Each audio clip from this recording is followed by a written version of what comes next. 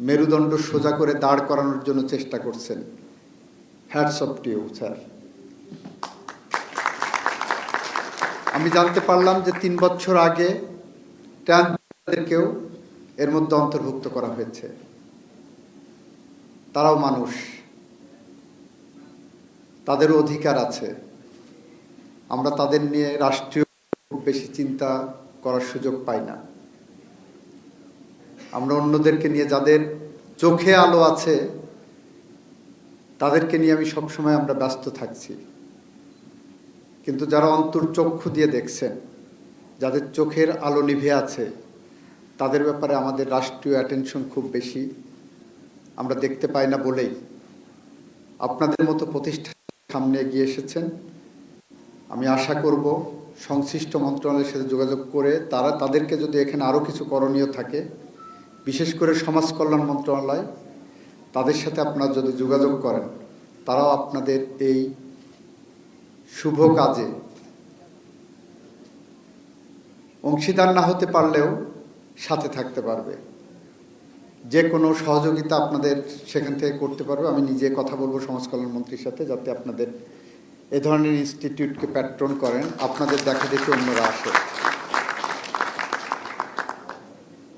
আজকে বাংলাদেশে 18 কোটি মানুষ বলা হয়। তাদের ধরেন 99.9%-এর বেশি মানুষের চোখে আলো আছে। কিন্তু যাদের চোখে আলো আছে, যারা এই দেশ গঠন করার কথা, মানবিক মূল্যবোধের কথা বলার কথা, তারা কেউ চোখে দেখছেন না।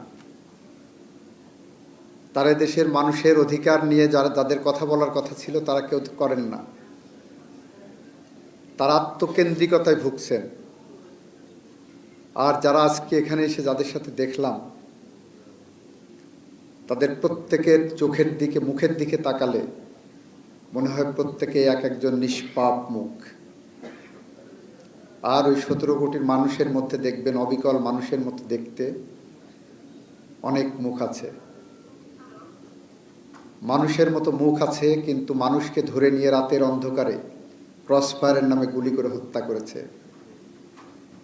মানুষের মতো মুখ আছে, দেখবেন কারো ভাই, কারো বোন, কারো মা, কারো স্বামী এখনো নিখোঁজ আছে, অথচ তাদের চোখে আলো আছে।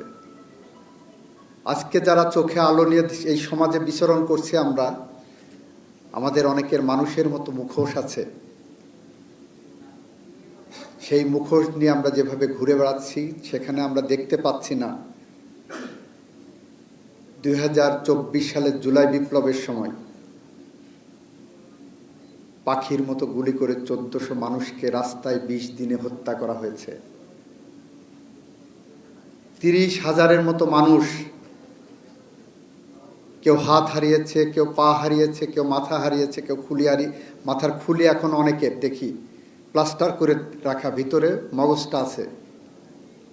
জাহাঙ্গীরনগর বিশ্ববিদ্যালয়ের ইংরেজি বিভাগের একটা মেধাবী ছাত্র আসলো, তার এই পাশটা নাই। এখনো মানুষের মুখোশধারী অনেকের চোখ আছে, আলো আছে, তারা বলে এগুলো কিছু হয়নি। তারা এখনো ফ্যাসিস্ট পুনর্বাসনের জন্য চেষ্টায় আছেন। আমরা বলবো, আপনারা যে যেখানেই থাকুন, চোখ খুলুন। আমরা যদি অপরাধ করে আমাদের চোখে আঙুল দিয়ে দেখিয়ে দেন, নাগরিক হিসাবে বাংলাদেশ সংবিধানের 21 অনুচ্ছেদে এটা আপনার নৈতিক দায়িত্ব, সাংবিধানিক দায়িত্ব। তো সুতরাং আমরা যেখানে থাকি না কেন, সেখান থেকে যদি আমাদের চোখ খুলে আমরা যদি আমাদের দায়িত্ববোধের জায়গা থেকে কাজ করি, তাহলে হয়তো বাংলাদেশ একদিন সুকান্তের ভাষায় শিশুর বাসযোগ্য ভূমি হিসাবে গড়ে উঠবে। আগামী প্রজন্মের জন্য হয়তো আমরা একটি বাসযোগ্য ভূমি রেখে যেতে পারব। আর যদি ব্যর্থ হই, তাহলে হেলাল হাফিজের ভাষায় আমরা উত্তর পুরুষের ভীরুকা পুরুষের উপমা হয়ে থাকব।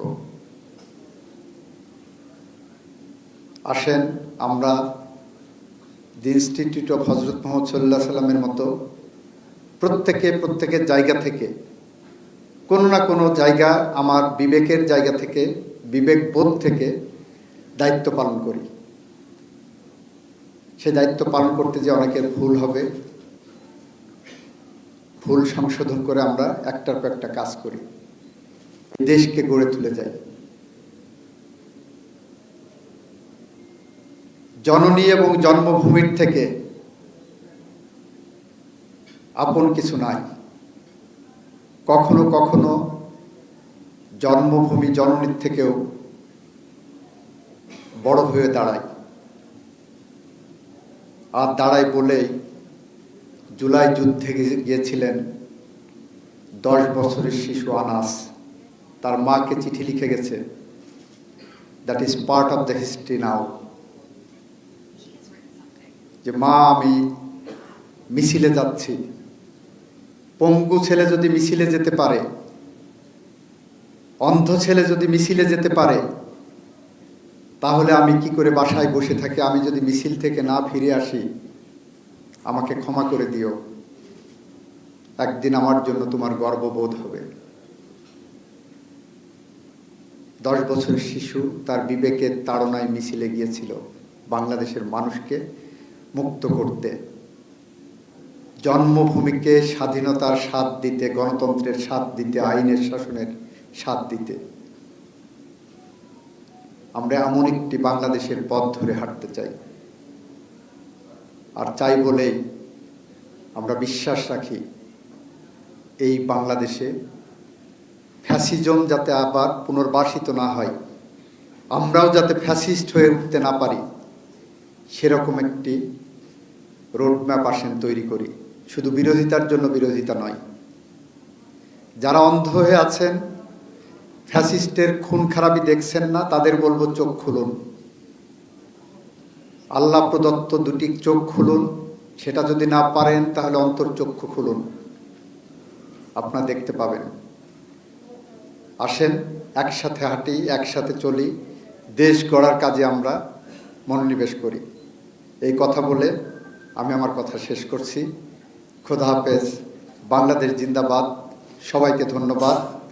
এবং যারা এখানে আজকে অ্যাওয়ার্ড পাচ্ছেন, সমস্ত অ্যাওয়ার্ড রিসিপিয়েন্টদের জন্য বিশেষ ধন্যবাদ জানাচ্ছি।